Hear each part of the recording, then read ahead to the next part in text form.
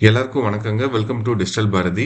TNPSC group 4 exam எழுத போற எல்லாருக்கும் எங்களுடைய வாழ்த்துக்கள்.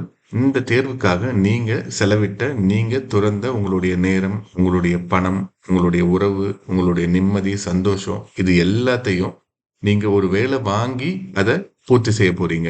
உங்களுடைய துறவு அப்படின்றது ஒரு வேலையாக உங்களுக்கு திரும்ப கிடைக்க போகுது. இந்த எக்ஸாமை பொறுத்தவரைக்கும் உங்களுக்கு வந்து நேர மேலாண்மை அப்படின்றது ரொம்ப கஷ்டமா இருக்காது. ரொம்ப ஈஸியா தான் இருக்கும். ஏன்னா, இதுல கேட்கக்கூடிய பெரும்பான்மையான கேள்விகள் பள்ளி பாட புத்தகத்துல தான் இருக்கும். 95% மேலான கொஸ்டின் ஸ்கூல் புக்ல இருந்து தான் கேட்க போறாங்க அப்படின்றக்கப்ப ரொம்ப ஈஸியா தான் உங்களுக்கு இருக்கும். ஸோ இந்த எக்ஸாம்ல ஜெனரல் தமிழ முதல்ல சால்வ் பண்ணுங்க. 100 கேள்விகள் இருக்கும். அதுல ஒரு 60ல இருந்து 70 நிமிடத்துல உங்களால கண்டிப்பா இத சால்வ் பண்ண முடியுங்க. அடுத்து ஜெனரல் ஸ்டடீஸ் பண்ணுங்க. ஜெனரல் ஸ்டடீஸ்ல 75 கேள்விகள் இருக்கும். நம்மளுடைய வரலாறு, புவியியல், நம்மளுடைய அரசியல், அதுக்கப்புறம் வந்து நம்மளுடைய பொருளாதாரம் இத பத்தி ஜெனரலா இருக்கும். கரண்ட் அஃபேர்ஸ் ரொம்ப மினிமலா தான் கொஸ்டின் கேட்பாங்க. தமிழ்நாடு கவர்மெண்ட்டுடைய ஸ்கீம்ஸ் பத்தி கொஞ்சம் கேள்விகள் இருக்கும். உங்களுக்கு தெரிஞ்ச கேள்விய முதல்ல நல்லா ஆன்சர் பண்ணுங்க. தெரியாத கேள்விய பின்னாடி கூட நீங்க ஆன்சர் பண்ணுங்க. சரிங்க. தெரிஞ்ச கேள்வி இப்ப ஒரு மொத்தமா 200 கேள்விகள் இருக்கு அப்படின்னா, கண்டிப்பா உங்களுக்கு 170லிருந்து 180 கேள்விகள் உங்களுக்கு தெரிந்த கேள்வியாக இருக்கும். இந்த தேர்வுக்காக நீங்க முறையா படிச்சிருந்தீங்க. ஒரு 6 மாசம் படிச்சிருந்தீங்க. இல்ல 6 வருஷமா படிச்சுட்டு இருந்தீங்க. கடைசி ஒரு 4 மாசம் தீவிரமா படிச்சீங்க அப்படின்னா, கண்டிப்பா உங்களுக்கு வேலை தருவதற்கான ஒரு தேர்வு தான் இந்த தேர்வுங்க.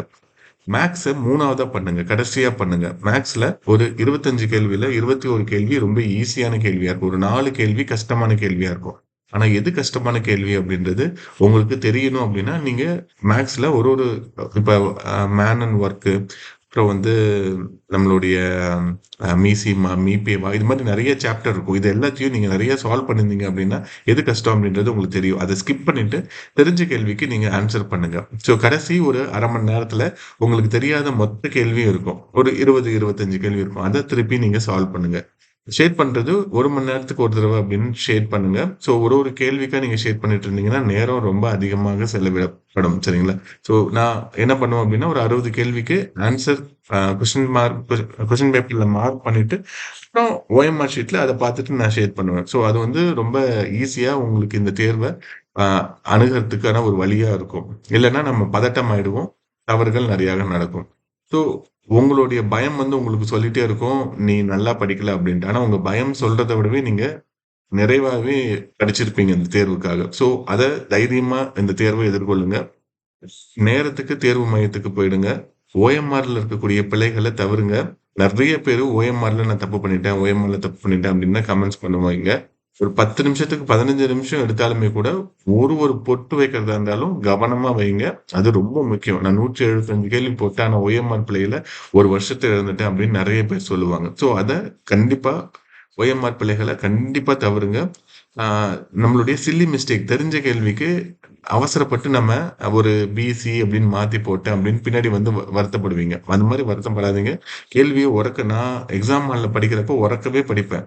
நல்ல சத்தமா படிச்சுட்டு, என்ன ஆன்சர் அப்படின்றத நம்ம மனசுக்குள்ள சொல்லிப்போம் இல்லைங்களா? கேள்விய வேகமா படிச்சுட்டு, பியா இருக்குமா? சியா இருக்குமா? அப்படின்றத யோசிச்சுட்டு நீங்க டாட் வைங்க. சரிங்களா? அது ரொம்ப ரொம்ப முக்கியம். உங்களுக்கான இந்த ஒரு 6 மாசம் இந்த தொடர் முயற்சியில ஸோ இந்த தேர்வு அப்படின்றது இறுதி தேர்வு அப்படின்னு கிடையாது. வருஷம் வருஷம் இந்த எக்ஸாம் வந்துகிட்டே தான் இருக்க போகுதுங்க. அடுத்த வருஷம் வரும், அதுக்கு அடுத்த வருஷம் வரும். லட்சக்கணக்கான பணியிடங்கள் அப்படின்றது அரசாங்கத்துல இருந்துட்டே இருக்கு. ஸோ இவங்க அது அந்த தேர்வு நடத்திக்கிட்டே தான் இருப்பாங்க. இதுதான் இறுதியான தேர்வு அப்படின்னு கிடையாது. நான் ஒரு 2 மாசம் தான் படிச்சேன். நான் முழுமையாக படிக்கல அப்படின்றவங்களுக்கு அடுத்த வருஷம் ஒரு வாய்ப்பு இருக்கும். 1 மார்க்ல தான் எனக்கு வராம போச்சு அப்படின்னா, அடுத்த வருஷம் ஒரு வாய்ப்பு இருக்கும். இதுதான் இறுதியான வாய்ப்பு அப்படின்றது கிடையவே கிடையாது. அடுத்தடுத்த வருஷம் இந்த தேர்வுகள் கண்டிப்பாக நடந்துகிட்டே தான் இருக்கும். ஓகேங்களா? வேகன்ஸீஸ் கொஞ்சம் முன்ன பின்ன வரும். அவ்வளோதான். ஸோ, அ இந்த எக்ஸாம்க்காக நீங்க படிச்சிருக்கீங்க அப்டின்னா, இந்த அறிவு உங்களுக்கு நீங்க இப்ப தனியார் துறையில வேலை செய்றீங்க அப்டின்னா, அதுல பிரதிபலிக்கும். உங்களுக்கு நெறைய விஷயம் தெரியும். உங்க கூட வேலை செய்றவங்கள விட. அப்ப உங்களுடைய டெசிஷன் மேக்கிங் ஸ்கில் வந்து பயங்கரமா இம்ப்ரூவ் ஆயிருக்கும். ப்ராப்ளம் சால்விங் ஸ்கில் வந்து பயங்கரமா இம்ப்ரூவ் ஆயிருக்கும். நீங்க பிரைவேட்ல தான் இருக்கீங்க. நீங்க ஒரு பிசினஸ் பண்றீங்க அப்டின்னா, கண்டிப்பாக இந்த தேர்வுக்கு நீங்க படிச்சது அங்க உதவும்.